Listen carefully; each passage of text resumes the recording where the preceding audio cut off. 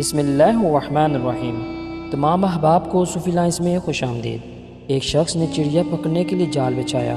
اتفاق سے ایک چڑیا اس میں پھنس گئی اور شکاری نے اسے پکڑ لیا۔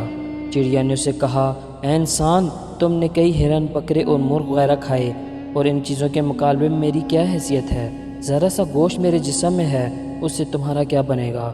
تمہارا تو پیٹ بھی نہیں بھرے گا، لیکن اگر تم مجھے آزاد کر دو تو میں تمہیں 3 نصیحتیں کروں گی جن پر عمل کرنا تمہارے لیے بہت مفید ہوگا۔ ان میں سے ایک نصیحت تو میں ابھی کروں گی، جبکہ دوسری اس وقت جب تم مجھے چھوڑ دو گے اور میں دیوار پر جا بیٹھوں گی۔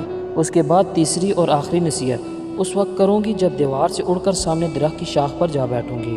اس شخص کے دل میں تجسس پیدا ہوا کہ نہ جانے چڑیا کیا فائدہ مند نصیحت کرے گی۔ اس نے چڑیا کی بات مانتے ہوئے اسے کہا، تم مجھے پہلی نصیحت کرو، پھر میں تمہیں چھوڑ دوں گا۔ چنانچہ چڑیا نے کہا، میری پہلی نصیحت یہ ہے، جو بات کبھی نہیں ہو سکتی اس کا یقین مت کرنا۔ یہ سن کر اس آدمی نے چڑیا کو چھوڑ دیا اور وہ سامنے دیوار پر جا بیٹھی۔ پھر بولی، میری دوسری نصیحت یہ ہے، جو بات ہو جائے اس کا غم نہ کرنا۔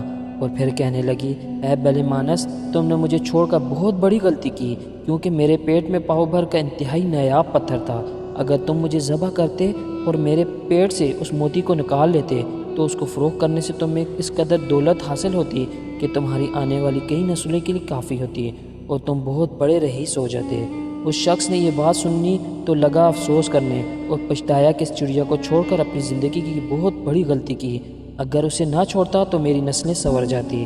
چڑیا نے اس سے طرف سوچ میں پڑتے دیکھا تو اڑ کر درخت کی شاخ پر جا بیٹھی اور بولی، اے بلے مان، میں نے تمہیں پہلی نصیحت کی جسے تم بھول گئے کہ جو بات نہ ہو سکنے والی ہو اس کا ہرگز یقین نہ کرنا۔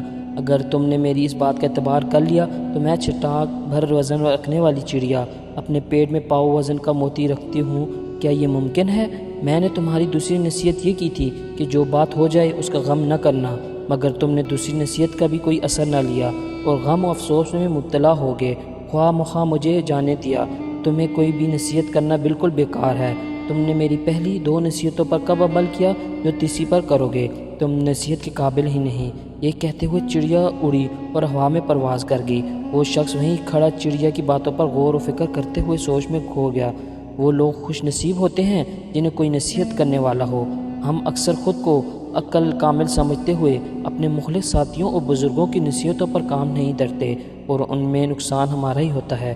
یہ نصیحتیں صرف کہنے کی باتیں نہیں ہوتی کہ جس نے کہہ دیا ہم نے سن لیا، بلکہ دانائی اور دوسروں کے تجربات سے حاصل ہونے والے انمول اثاثے ہیں جو یقیناً ہمارے لیے مشغل راہ ثابت ہو سکتے ہیں اگر ہم ان نصیحتوں پر عمل کریں۔